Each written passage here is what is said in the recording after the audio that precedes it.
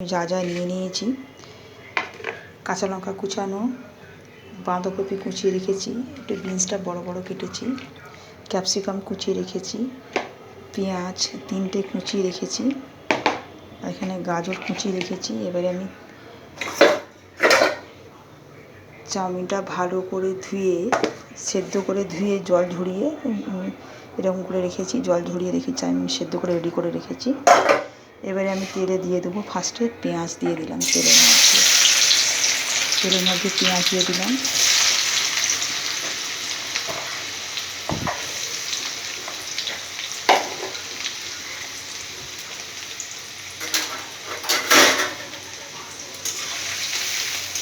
পেঁয়াজটা একটু লালচে লালচে হলে, বেশি লালচে দরকার নেই, হালকা লালচে হয়েছে, আমি গাজরটা দিয়ে দিলাম।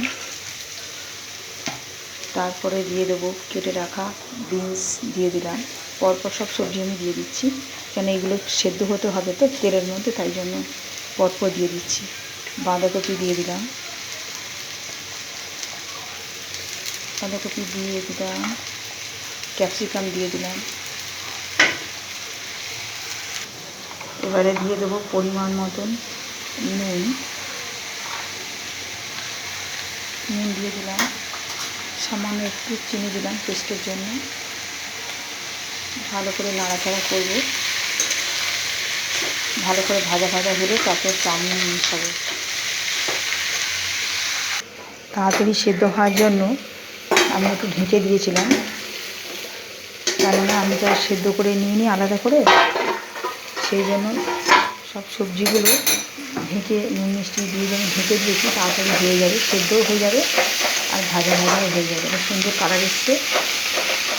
ক্যাপসিকাম, গাজর, বিনস, বাঁধাকপি কাটা, কাঁচা লঙ্কা, পেঁয়াজ সব কিছু দিয়ে এটা চাউমিনটা বানাচ্ছি। সবজিটা শরীরের জন্য ভীষণ ভালো, পুষ্টিকর, আর খেতেও খুব সুন্দর লাগবে।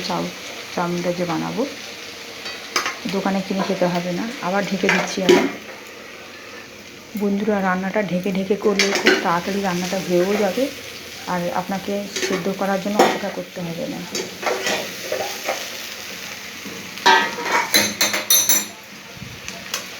আমার এই ভিডিওটা তোমাদের কেমন লাগছে সবার কাছে?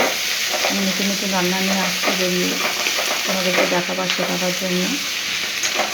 ভীষণ খেতে ভালো লাগবে, ঘরোয়া এটা। এখন শীতকাল, সব রকম সবজি পাওয়া যায়, দামও সস্তা। আমি সয়া সস দিয়ে দিচ্ছি। এবারে চাউমিনটা আমি দিয়ে দিলাম সবজির উপরে, সয়া সসটা দিয়ে দিলাম, সামান্য ভিনেগার দিয়ে দিলাম, বেশি টক হয়ে যাবে। তারপরে আমি টমেটো সস দিয়ে দিলাম।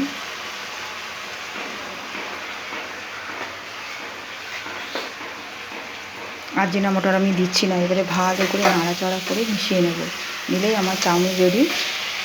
তোমরা একটা টিফিনে খেতে পারো, বা ডিনারে খেতে পারো, রাত্রে ডিনার করতে পারো, ভীষণ ভালো লাগবে। দেখো সুন্দর একটা কালার এসেছে। ভালো করে নাড়াচাড়া করে আমার চাউমিন রেডি হয়ে যাচ্ছে। তোমরা আমার মতন বানিয়ে খাও বন্ধুরা। লাইক শেয়ার করো, বেশি করে সাবস্ক্রাইব করে দাও। বেলাইকন কত ফুটে রেখে আমাকে এগিয়ে নিয়ে যাওয়ার জন্য ভালোবাসা তোমাদের কাছে আমি আশা করছি। আমি সবই বাড়ির ঘরোয়া রান্না দেখাই, যাতে কারোর শরীরে কোনো ক্ষতিও করবে না, জিনিসটা ভালো।